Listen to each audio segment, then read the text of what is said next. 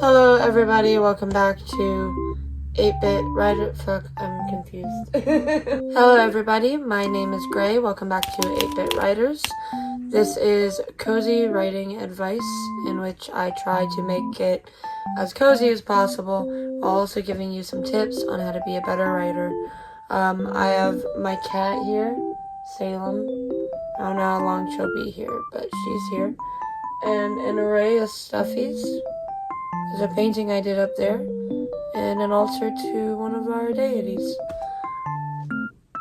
I can't light a candle for you, because this idiot or any of the other 5 idiots will try to attack it.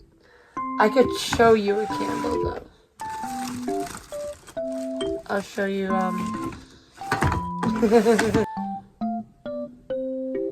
It's called Blood Hunter because it's a D&D candle. There!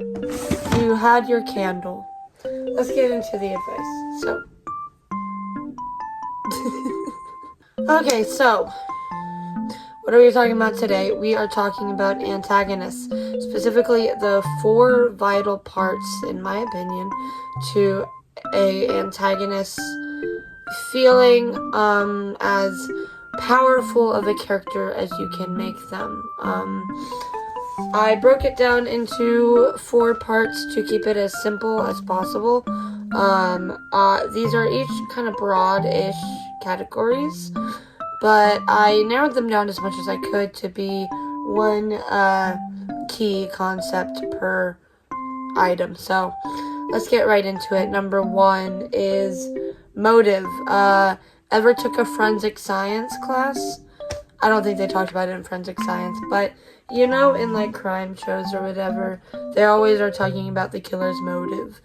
If you don't know what that means, it's essentially just why they were doing something. Why did they, in a homicide case perspective, why did they kill this person? That helps them track down the killer, right?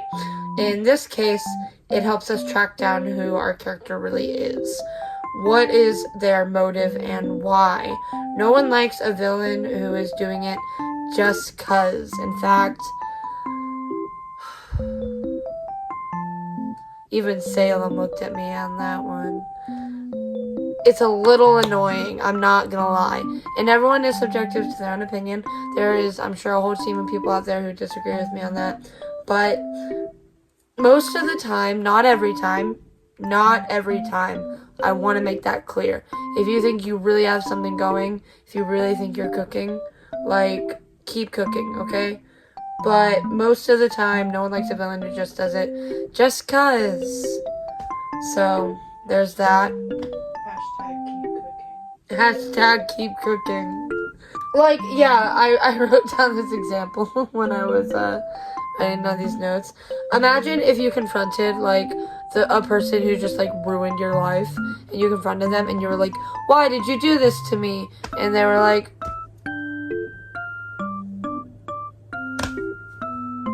"'Cause."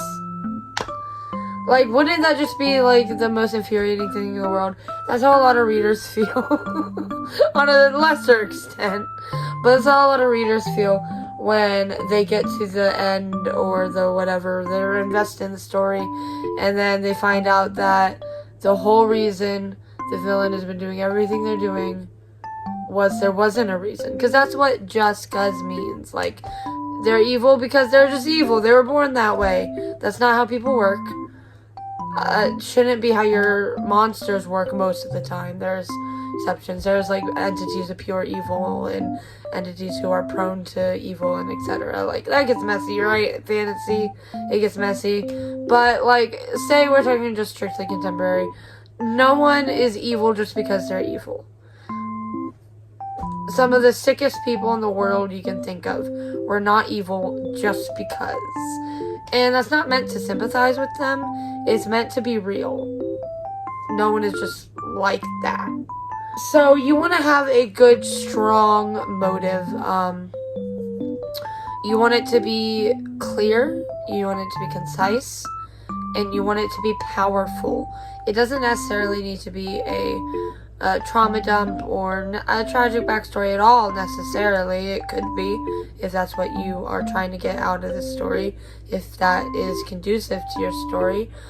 But you could also just have a villain who is the villain because what's a good example of a villain who's not doing things for tragic backstory reasons?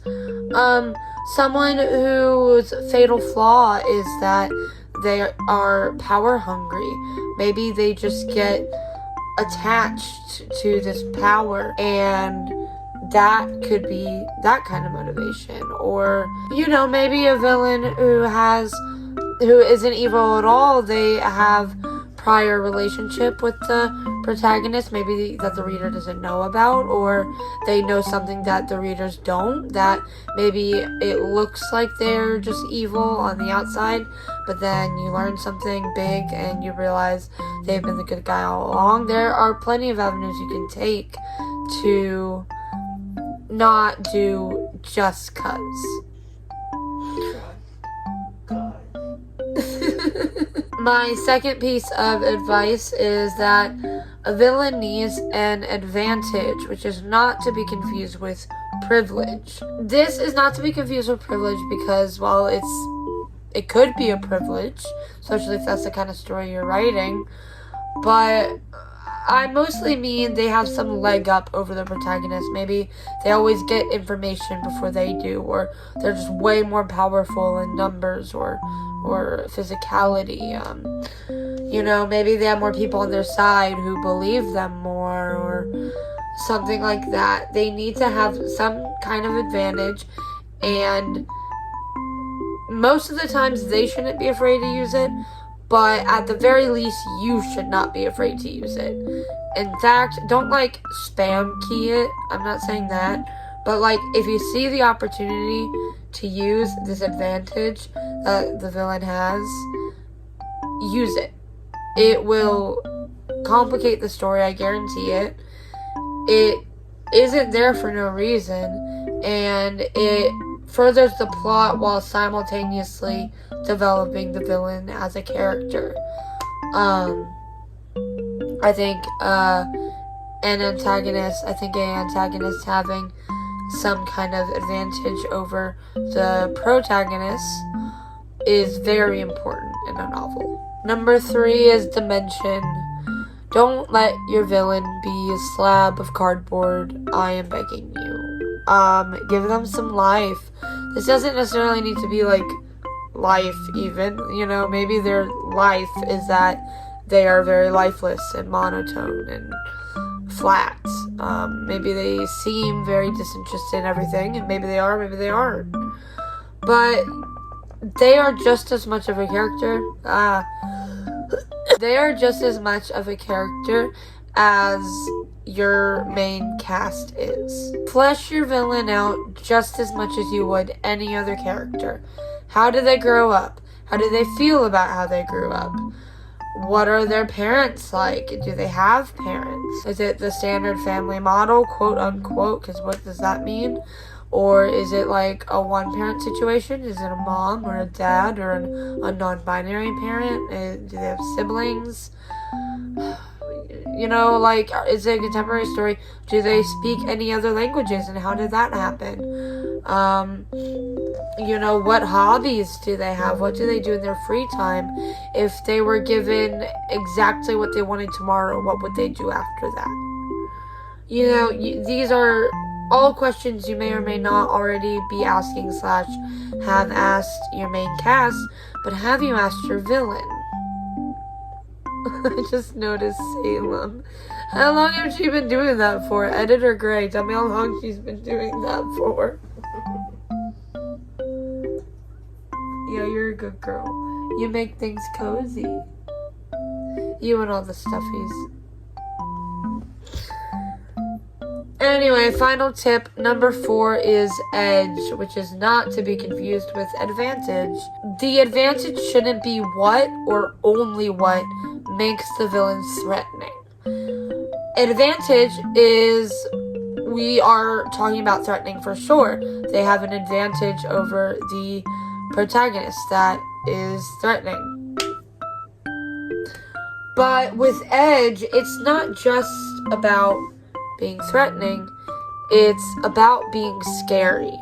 It's about being powerful, having a reason for the readers and especially the cast to think this could really be the end of it for me. And of course, the stakes will vary depending on your genre, but I mean, like, people say contemporary is low stakes, but some of you are writing, like, pieces for characters in high school, and, like, I remember being in high school, and, like, every day was war, okay? So, I highly recommend adding some form of quote-unquote edge to your antagonist, giving them something that kind of puts you on the edge of your seat. It doesn't necessarily need to be, like monstrous or anything, but, yeah, just edge. Those are the 4 vital parts of an antagonist by me, Gray, from 8-Bit Garden or 8-Bit Writers. I hope you enjoyed this little mini advice video. I wanted to record a video really badly, and I am not feeling good mentally, so I just did something easy that I didn't feel like I needed to do a ton of research for. So I just kind of jotted down what, to me as a reader and a writer, hones in the most powerful antagonist I can think of, based off research I've done in the past as well. So yeah. Oh, I'm going to show you a wax melt too.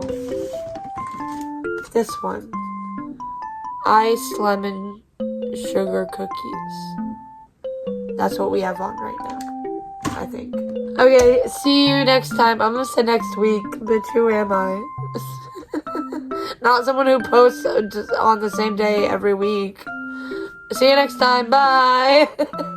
You had your candle. Let's get into the advice. So.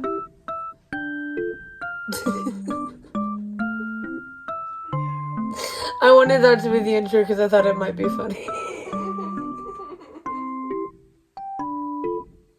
But now it caught up with me.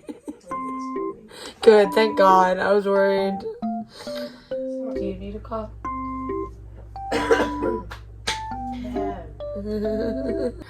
Because the advantage shouldn't be what all of... Sorry, what? Okay. The advantage shouldn't be... What the fuck is this sentence? The advantage shouldn't be what or all of what makes the villain scary. That took me so long. Okay, actually no, I fucked that up again.